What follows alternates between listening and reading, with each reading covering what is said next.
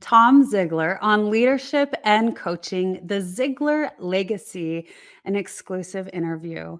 Join us for a captivating conversation with Tom Ziglar, CEO of Ziglar Incorporation, as he unravels the essence of Ziglar's philosophy in leadership and coaching. Drawn from years of experience and insights, Tom shares how the Ziglar approach has shaped leaders and coaches around the world. Take advantage of this opportunity to learn from one of the most influential figures in leadership and coaching. Welcome to the Wellness Driven Life Show, where you're about to go on a wellness driven ride.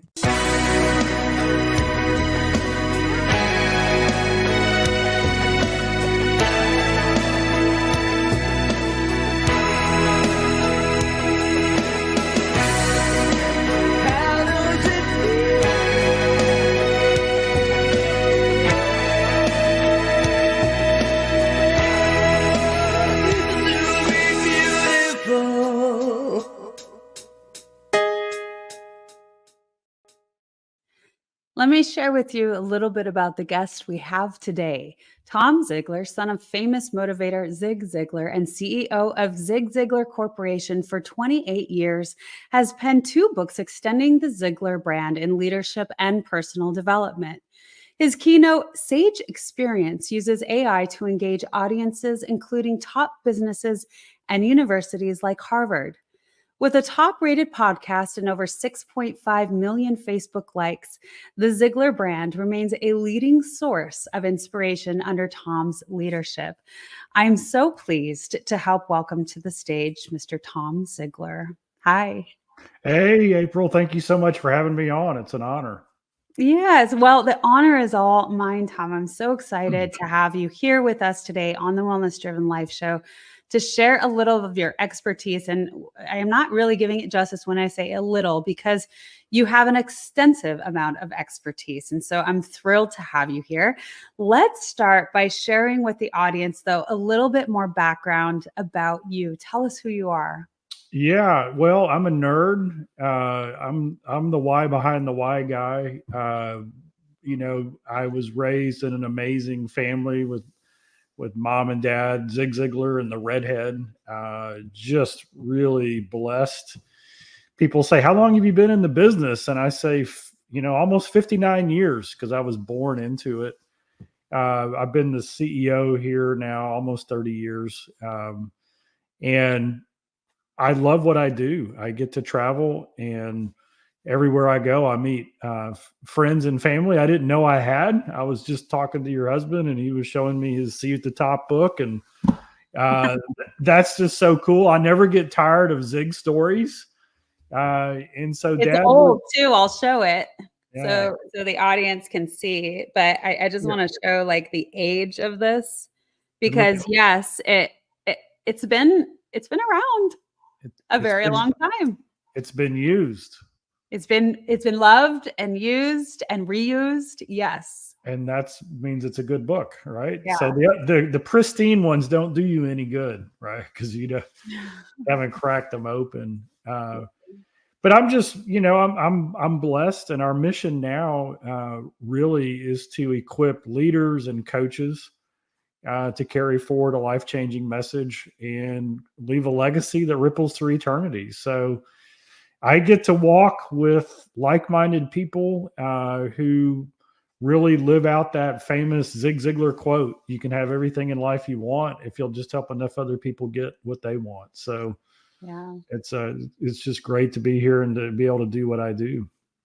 Yeah, I brought in a comment here. Manley says Tom is literally born to win, and yes, I can only imagine it would be inspiring, and the energy levels just continue to rise. Like you said, you don't get tired of people coming into your life and sharing their stories and their experience based on all of the things that you and your father are continuing to shine out into the world. I think that's really exciting. Of course, it really raises you up. How could you not appreciate that and love that? So, I also wanted to share again about how you help others as much as possible, and that in turn really brings you so much more success.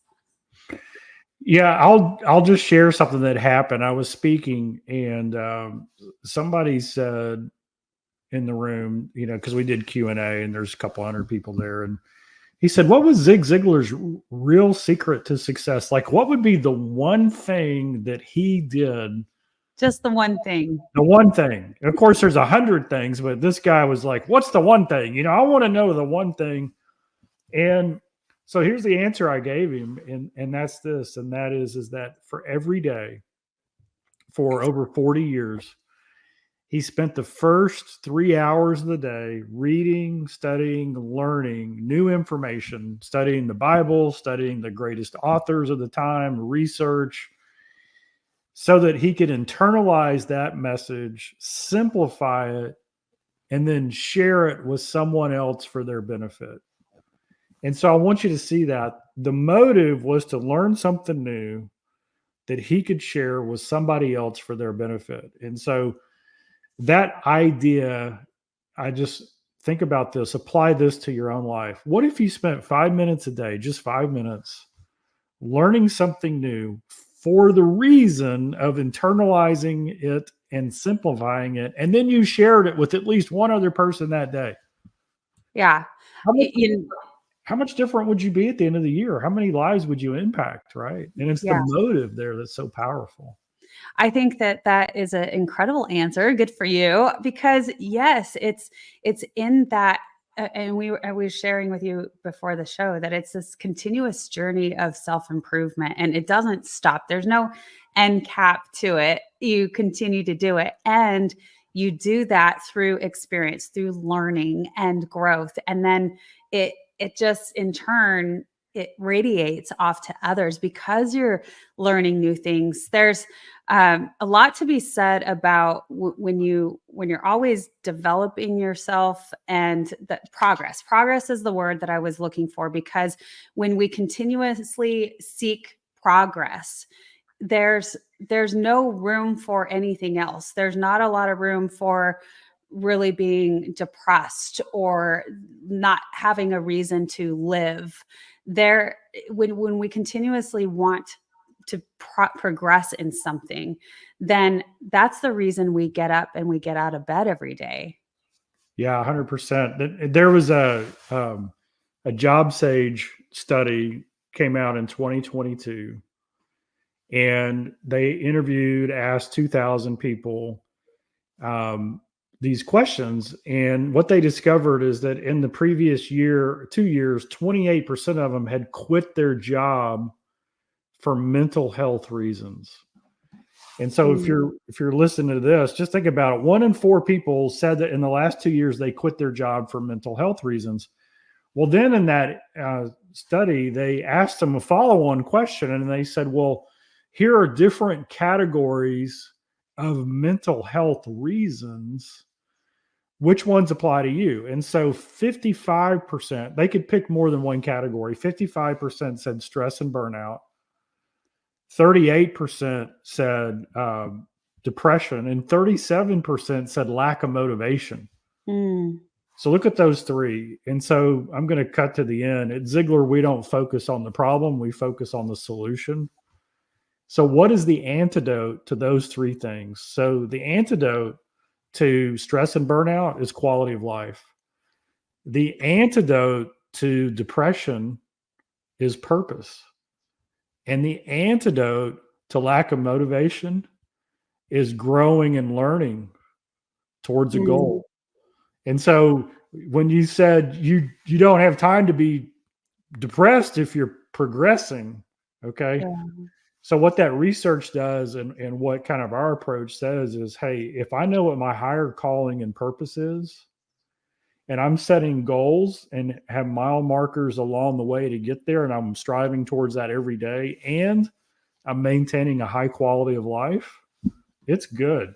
And where we get in trouble is we don't have the purpose, we haven't figured that out, or we don't take care of our whole life, right? And soon our health goes, or our relationships goes, or we're not intentionally learning and growing. And any one of those things can derail you and Mm. put you in a situation that you don't like being in. Yes, I'm curious, Tom, because this has really been, and correct me if I'm wrong, but this has like been your life work. It's really surrounded you through your entire upbringing and into your adult, which I'd love to know a little bit more about how you entered into that. What was your schooling like? What college, university did you go to? What did you study? But I want to play on that a little bit though. Do you feel that all of those buckets, is it kind of like the chicken and the egg?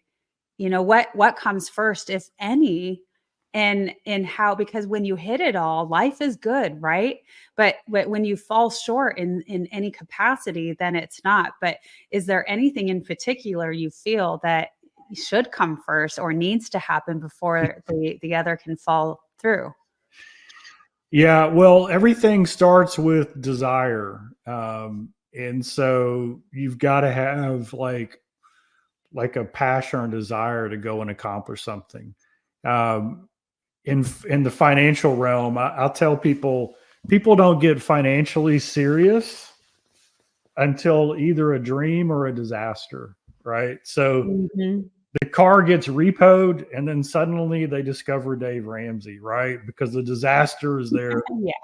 Or they wake up one day and they're like, I have a dream. And I'm just telling you, it's more fun to be inspired by a dream, right? Don't go down that. But it's the same way in our health. It's the same way in our relation. I mean, let's just say you have relationship challenge after relationship challenge, and finally you're just done. Your heart's broken and you're done.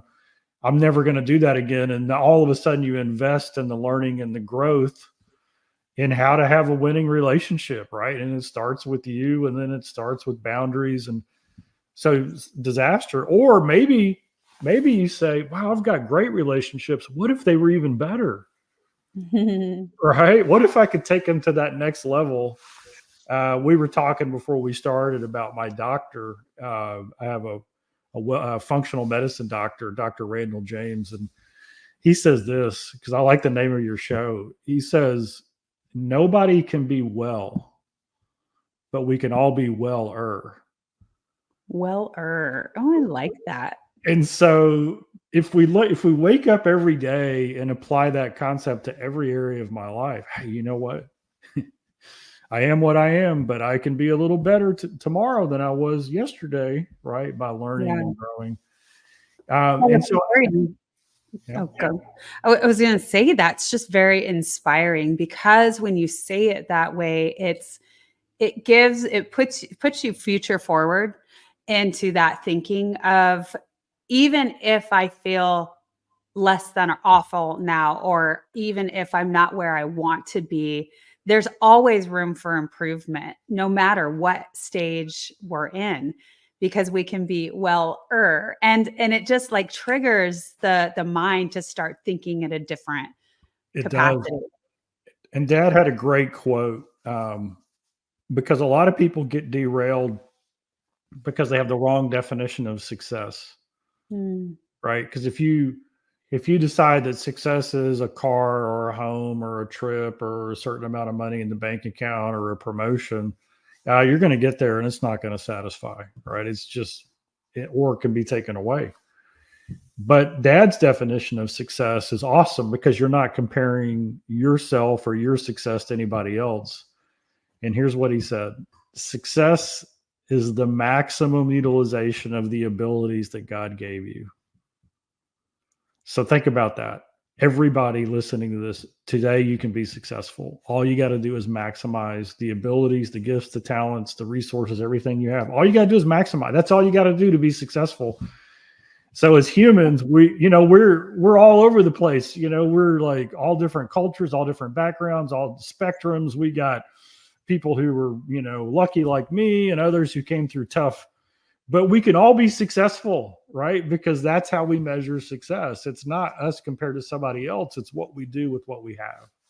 yeah, absolutely. It's doing your best at everything that you apply yourself to do. And I love that. I also love, Tom, that you said, or what, how did you say it? Now I forgot, but just that, like, being blessed like me, I love that you're just forefront with that, because sometimes I think, and I'm sure that you've gone through this at certain points in your life where you like, maybe you feel like you shouldn't say things like that because you've had such blessings in life, and what will people think of you? So I'm curious, have you ever experienced that before where you're wondering how to show up? Well, there was an interesting thing I had to get through.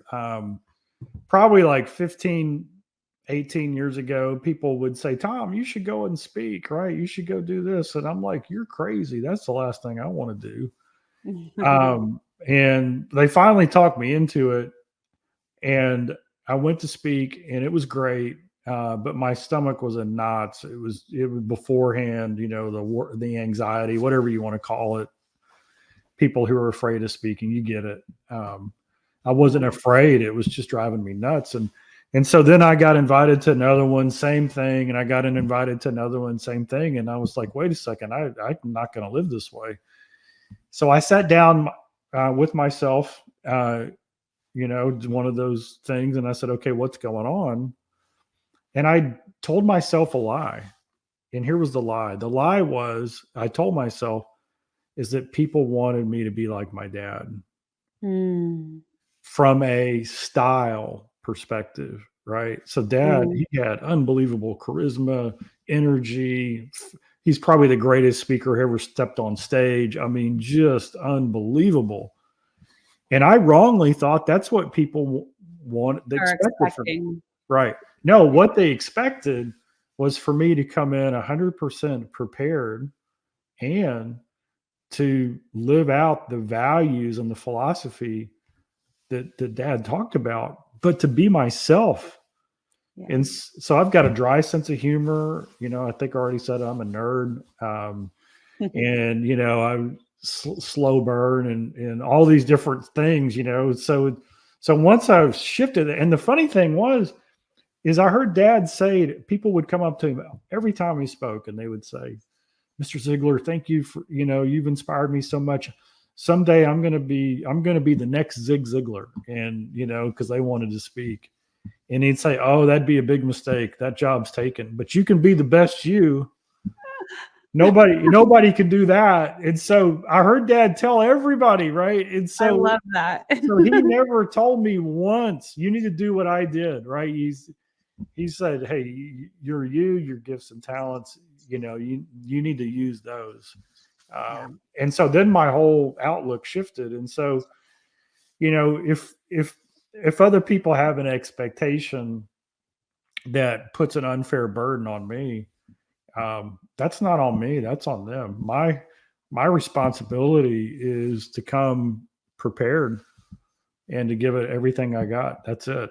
Yeah. Like you said, it's just doing your best. And I forgot already what dad said, but yeah, the simplest form, of course, for me is to say that to do your best. There's one other thing I need to add to that.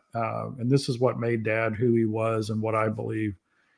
You come prepared to do your best, and you share the truth and love. And so if you can get on stage or a one-on-one, doesn't matter, and you share the truth in love, then that's what you're responsible for. Too many people today use the truth as a hammer. It's meant to beat people down, and that doesn't win people over. The truth resonates in somebody's heart. It does. And when you say it in a gentle and kind way and with love, it resonates better. It might not be what they were hoping to hear, but you'll never get in trouble for sharing it in love. And that's a big thing. That was dad's gift. Yeah. Yeah. He absolutely had a gift. And for any of you listeners who have never listened to Zig Ziglar, I invite you to do so, because as Tom said, maybe one of the greatest, if not the greatest speaker who stepped on stage of all time.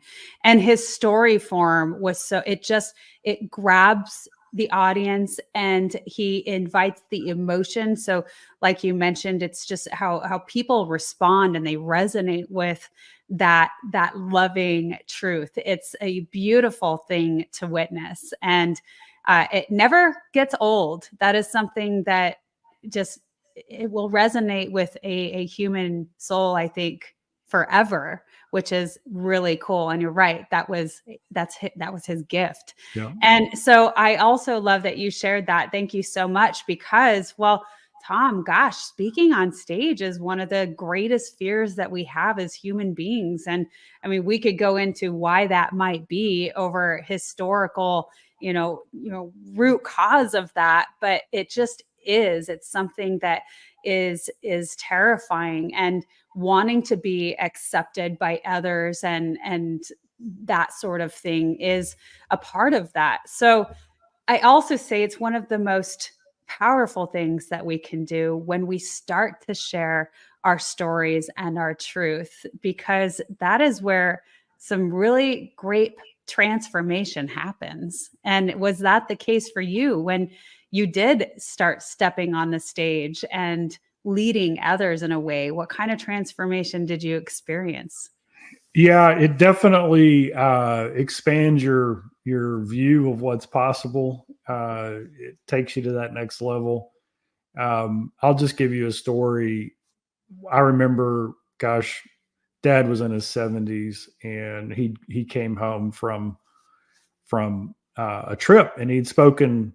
He was probably 75, and he'd spoken in 3 different cities over 4 days. And he came into the house, and I was there when he came in, and emotionally he was lit up, right? He was on fire, but physically you could just see the tiredness from the road on his shoulders. And I was like, golly, how does he do it? How does he do that schedule? And he's emotionally charged and physically worn out. And then it happened to me, right? I had a week where I was out traveling from place to place, and I came home and I was just physically, spiritual, or emotionally, spiritually charged, but just physically worn out. And this is what I realized: when you're committed to sharing the truth, and what that means is you're preparing for it, you're putting it into your mind, right? So you're getting that message. And then when you speak it, you hear the message again. And then people come up to you afterwards and they say, hey, what you said, and they'll mention something. Then you hear it a third time. Mm-hmm. And that's probably where you see transformation have in somebody who has the courage to tell their story, especially if their story is an overcoming story, where either by choice or by circumstance, they got in a situation and now they've got to figure out, how am I going to overcome this? And they share the heartache and the heartbreak and good and bad choices along the way. Somebody in that, as you figure out how to share that message, and you start to say, what did I learn from it? Right. Neurologically, when you start saying, what did I learn from that? What did I learn from that? You actually change the memories in your brain. They transform into that potentially horrible situation into a situation that allowed you to go to the next level, right? And so even your brain waves change when you think about it. But then people come up and say, wow, I need you to hear that today. And that's really where the transformation comes from. So it changes that input to learn it, and then to go and share it, and then to get the feedback of it. Those 3 things really do change somebody's life. Yeah. Yeah. And it's very exciting when you have people that have really been hit profoundly by the things that you say. And it's a beautiful thing. So Tom, you said that it took a while to be led to the stage, to start speaking and leading other people in that fashion. So I'm curious, what was your school days like? What did you go to school initially for? What were you excited about in your younger years? Yeah, so I went to college, a small college about an hour from Dallas, in Sherman, Texas. It's called Austin College. and it's the number one school in Texas for pre-med and pre-law. They have the highest entry rate into those law school and med school. But I had no interest in being an attorney or a doctor. But I went there, played golf, played on the golf team. Really loved golf. I thought for a while I was going to be a professional golfer. And I got good enough to play in a lot of big tournaments to figure out that those guys are really, really good. And so that direction kind of changed, got married. And then I started working at the company. And when I first started working at the company, it was to support my golf habit. I was working in the warehouse and in production and stuff like that. And then when I figured out golf wasn't going to be it, I moved over into sales, and I just fell in love with selling. Selling is a transference of feeling. Selling is serving. Selling is understanding somebody's needs. So if your motive is right and you have a product or service that really solves a problem for somebody, then there's nothing better in the world to do. I mean, it is truly an awesome thing. And so I fell in love with sales and kind of worked up through sales and sales management, and then leading the company. So that was kind of my journey. My major in college was political science and history. Okay. Yeah. I thought politics would be fun. And so I looked at that, and then I realized I just don't have the my heart's not tough enough for politics. Yeah. I'm not going to, in a debate, I'm going to ask a question. I'm not going to come in with a hammer and hit them. Right. So that's funny. I'm not going to debate. I'm going to ask a question. Seek to first to understand. Right. Yeah. So what's interesting is I've studied virtues and what makes people successful, and the political climate in the United States is just, in my opinion, is awful. It's just doesn't really matter whether you're lean left or lean right. I think we can all agree we can do better. Yeah. But you'll never see somebody campaign on wisdom. It's like if you were to say to people, what's the number one attribute you want in a leader? Well, you'd want wisdom, right? But not one campaign says, vote for me. I've got wisdom, right? And so why is that? Well, I think humility is the taproot of wisdom, right? Because wisdom means you listen to what other people say with the anticipation you might learn something new, and it might change your perspective a little bit. Yeah. Very open-minded. But it takes humility to do that. And I don't think humility is high on the list of political campaign, politicians' attributes, right? So it's just kind of interesting to me that maybe the number one thing we want in a politician is the last thing we get, because humility is not because if you're humble, you're not elbowing your way to the stage. Right. Yeah. So, You're correct. And I know that you in a lot of the teachings and the philosophy that humility plays a very large role, and wisdom as well. As you discussed, if you just learned something 5 minutes every day, to gain that wisdom, and then because you're humble, you're able to, soak that information up and be open-minded enough to maybe learn something even greater, and a way that you didn't view it before. And what I love about your journey so far, Tom, as you've explained it, is you've really throughout the company, one might think on an outer perspective that if you're grown into it and you start working in the company, that you're starting at the top, right? Because of family positioning.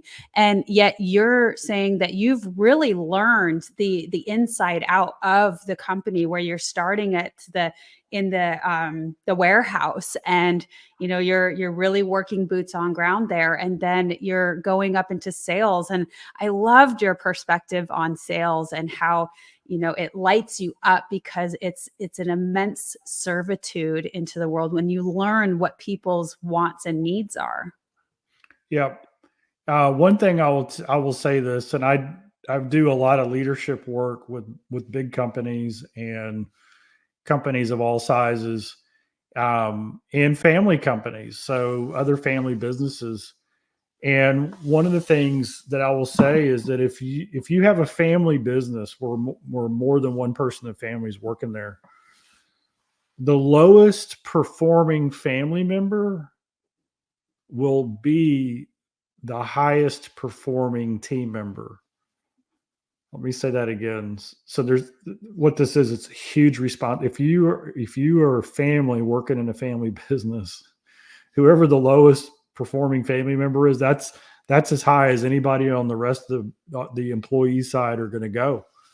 So what does that mean? It means you have a great responsibility to show up every day and perform. Also, the expectation is that as a family member, you're going to be given the cherry position, the free ride, all this stuff.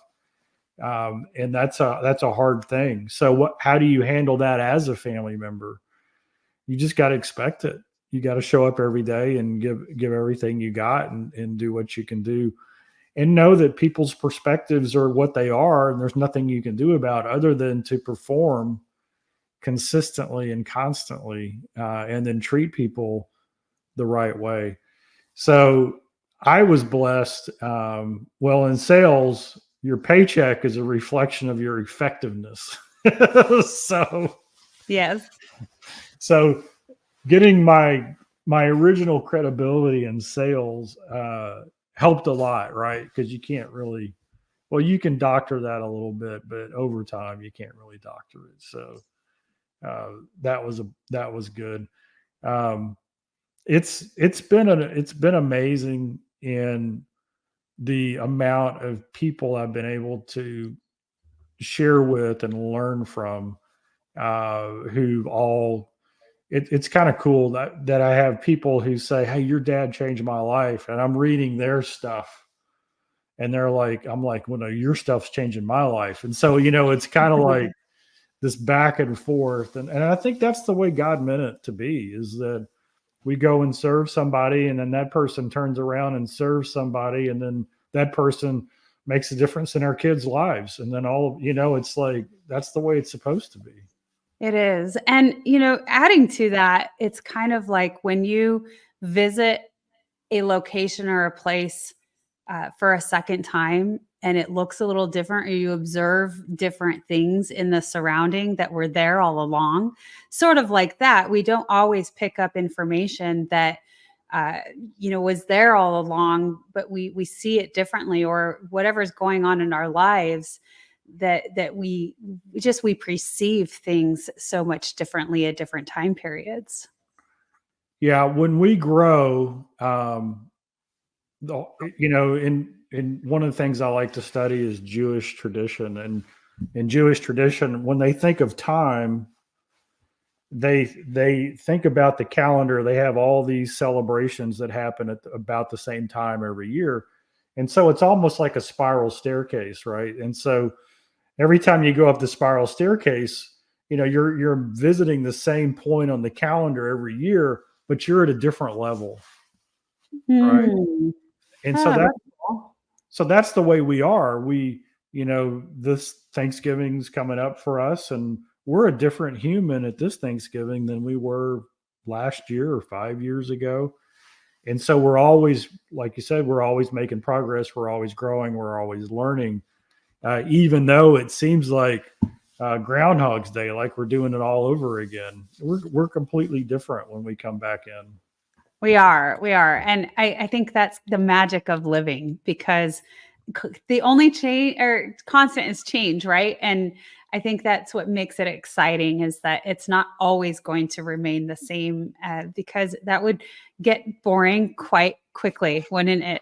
So we'll move into our commercial briefly here. And then when we come back, let's talk a little bit more about the philosophy and what it means with your coaching aspect. So stay tuned. Are you ready to take control of your ride to wellness? Rev up with Driven Living. Visit www.drivenliving.com and buckle up for a journey. Get exclusive access to our wellness-driven life show guest portal, where you can dive deep into the minds of our esteemed guests. Sign up for our newsletter and get insider scoops on these distinguished personalities. It's like having a backstage pass to their life-changing wisdom. But that's not all. You'll also receive a free hug. You heard me right, a free hug. An enlightening ebook from the Driven Living team. Discover the science-backed benefits of hugging yourself. It's a fill-up for your wellness tank. Because at Driven Living, we believe in fueling your journey to wellness, both physically and psychologically. So what are you waiting for? Visit www.drivenliving.com today. Okay, welcome back. So, Tom, you stem so much about leadership and coaching, and it's really stemmed through the philosophy, the Ziglar philosophy. Can you talk to us a little bit about that? What does that look like? What is your day in of how you lead others? Yeah, so let me talk a little bit about the philosophy and the coaching connection. So everything we do is around that core Zig Ziglar quote. You can have everything in life you want if you'll just help enough other people get what they want. And so in that quote, there are 5 hidden questions that if you figure this out, you can be a fantastic coach, you can be a fantastic mom, you can be a fantastic friend. Okay, so here they are. So here's the quote. You can have everything in life you want. Or here are the 5 questions. So the first question is, what do you want? God, it's amazing to me how many people don't know what they want. And as a coach, we ask people, hey, tell me what you want. What does success look like to you? And we go around the wheel of life. And then the second question is, why do you want it? And it's amazing when you start to ask the why do you want it question, how many of those things elevate and how many other things kind of fall away. Well, I don't know why I want that. I've always thought I wanted that, but I don't guess I do. I guess that was my parents that wanted that. So those are the first 2. Then the second 2 questions are, you can have everything in life you want if you help enough other people get what they want. So who are your other people? Who are you going to help?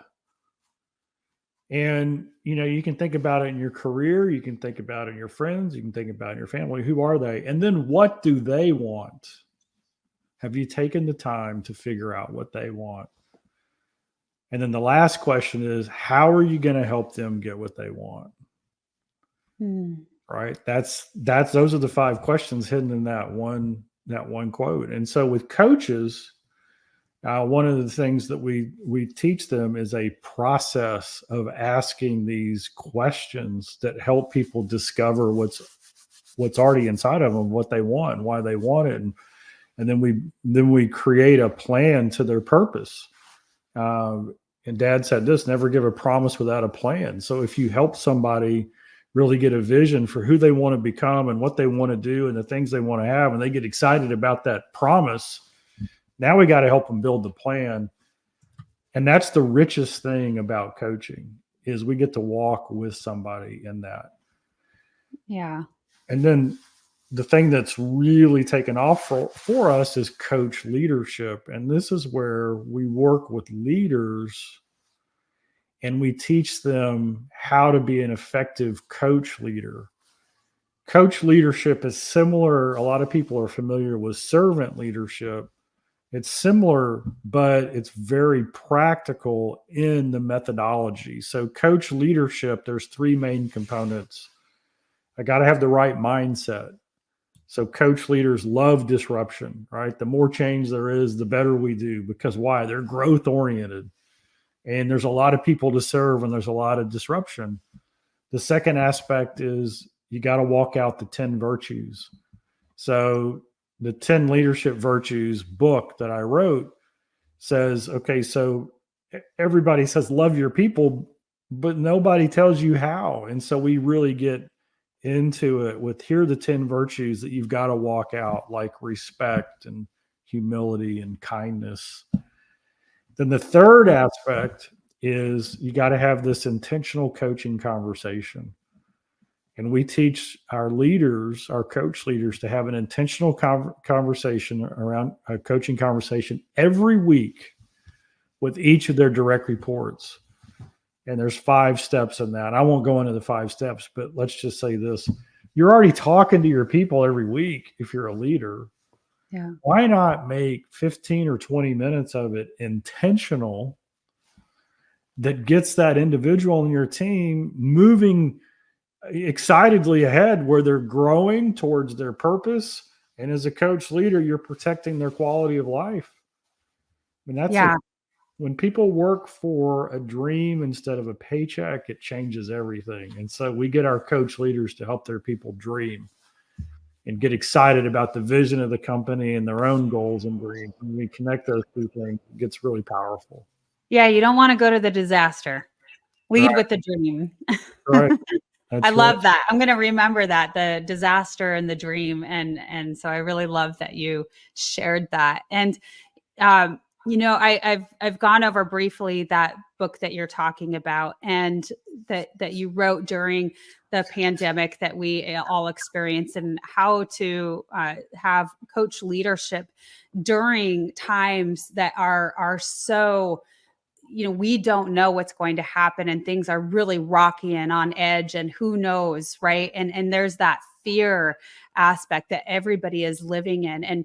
And something that I really appreciated and took away from it was really being able to guard your own thoughts, and really strive to have that positivity and show up in the positive light, instead of dwelling on, well, this is what's happening and it's scary, because when you do that, it just feeds the fire and everybody else does that. So really leading by example. And I appreciate also the kindness aspect that's a part of that. And this is stuff that, this is why you're here, right? Because we have to be taught these things and learn by going through it and doing it and asking deeper questions and going, why are we thinking this way and doing these things? So it is difficult to be able to get to those places and lead with love and positivity and kindness when you don't always have that reflected to you, right? And so it's something that we absolutely have to continue practicing. And I want to make sure that everyone knows where to find you too. And www.ziglar.com, easy peasy. It is right here on the screen. Also, for everyone listening in, it is always in the description. All of the guests we have on the show, you can learn more about what it is and what they're doing. And, tried and true, this has been stemming for generation after generation after generation, right? So I love that this has been going strong for so long. Just blessed. Yeah. I was speaking one time and I shared my story about wanting to be a professional golfer. And when I was done, somebody came up to me and they said, I'm really glad the golf didn't work out because the world has enough golfers. And so that was a confirmation, right? That just really made me feel good. And when I tell you, when I get most excited, like we did this leadership program for a huge company. They've got 6,000 employees, 530,000 agents. So we did the coach leadership program for 500 of their leaders last year, and they came through in classes. So class 1 and then class 4 was like 2 months later. And so people from different organizations in this big company would come through each of the classes. And so people in class 4 were telling me that their leader had changed so much in the way they led. And that leader had only come through like a month or 2 before. That's what gets you excited, right? When people hear a message and they say, you know what? I think I will try that. And then you hear from their people the impact that it's having. And I think that's where we all are as people is we just got to have, we've got to know what's possible. And then we've got to have an actionable plan that's going to help us get there. And then we got to go try it. Right. And so what we try to do is just inspire people to try it and let them see the feedback for themselves and then encourage along the way. And I get that all the time. I mean, I just get to see those results. And it's really, really awesome when people come back and say, hey, our business is different. My family relationships are different. My health is better. We're not even a health company, but people, they do our stuff and they get healthy because it's all fits together. Yeah. And it feels so good that you just want to continue in that improvement. And so that in turn, Tom, is what I consider to that's how we evolve as a species is by that through us. It starts with us first. And as we improve ourselves always, it's just this domino effect, right? And it helps expand all of us. So that's beautiful. I want to bring in a couple of comments that came in. Manley says earlier, brilliant. Measure success from the perspective is applicable for all. Measuring success from this perspective. That was based on an earlier conversation, but just being able to do that, everybody can do that. And another comment was, I have an admittedly odd question. I played some of your dad's motivational conversations recently, and someone overheard and thought it was Matthew McConaughey. What do you think? Oh, wow. Maybe the inspiration went further than we thought. Yeah. Well, I think Matthew likes to exaggerate his Southern Texas twang a little bit. And maybe that's what they were, because Dad's deep South, Dad had a saying. He said, if you take a Southern boy or girl and send them up north, within a year they'll have an accent, and if you send a northern boy or girl south, within a year they'll be talking normal. So Dad definitely had, and it's funny how many people were like, yeah, the first time I listened to your dad, I couldn't stand it, and now it's my favorite voice of all. There's something about that. So maybe Matthew McConaughey's voice is reminiscent of that Southern kind of twang.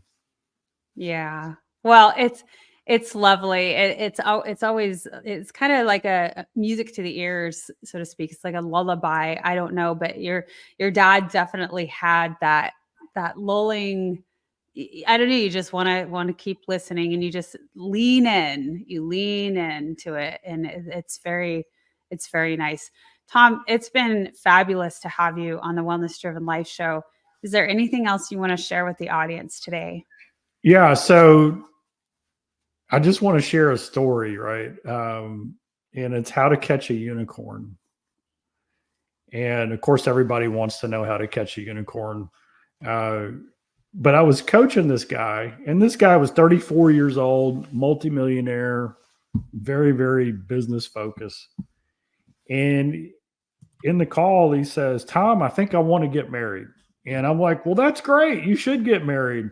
And then he said, well, I think I should start dating first. And so we both laughed. And then he said, yeah, I'm 34. I haven't been on a date since I was 17. Okay. So you're getting a picture of this guy, right? He's like driven, probably was prom that he went to, something like that. And I go, and I knew him. So I knew he would have this. I said, do you have a list? And he goes, what do you mean a list? I go, well, you know what I'm talking about, the list. What are the attributes of this person you want to marry? And he pulled that baby out. It had like 34 things on it. She's going to be fun and adventuresome and smart and a great sense of humor. And she's going to love to travel. He went down this whole list. And he looks at me and he says, Tom, I just described a unicorn, didn't I? They don't exist. And I laughed and I said, well, I tell you what I do think. I think a unicorn for you probably does exist. And he goes, well, how do you catch a unicorn? And I said, oh, well, it's not easy, but you can do it. And he goes, well, how do you do that? And I said, well, you know, those 34 qualities you wrote down on this side, on the other side, right next to each one of those qualities, write down the quality that you have to develop in yourself that would attract that person. Oh, I love that. That's how you catch a unicorn. Yeah. Wow. So what kind of kids do you want? What kind of people on your team do you want? What kind of friends do you want? Write down the qualities you want in all those things. And then right next to it, write the qualities that you need to develop in yourself. Yeah. That would build that, attract that. So there you go. So that's the shortcut, right? That's the simple idea of what you do in order to create the life you want. Yeah. That was awesome.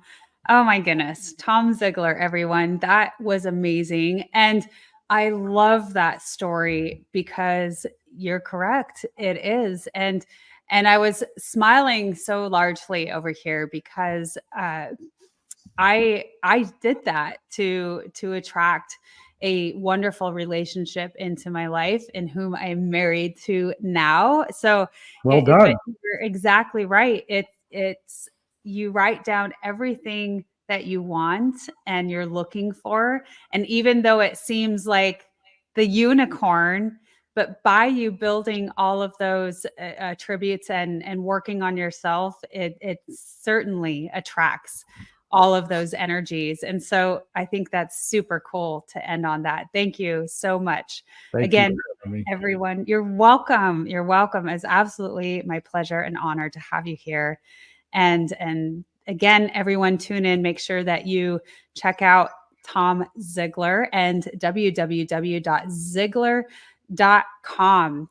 That is the foundation there, and it has been around a very, very long time. So there's a lot of incredible wisdom there. And so if you're looking to improve in every single way and capacity, that's a great place to start.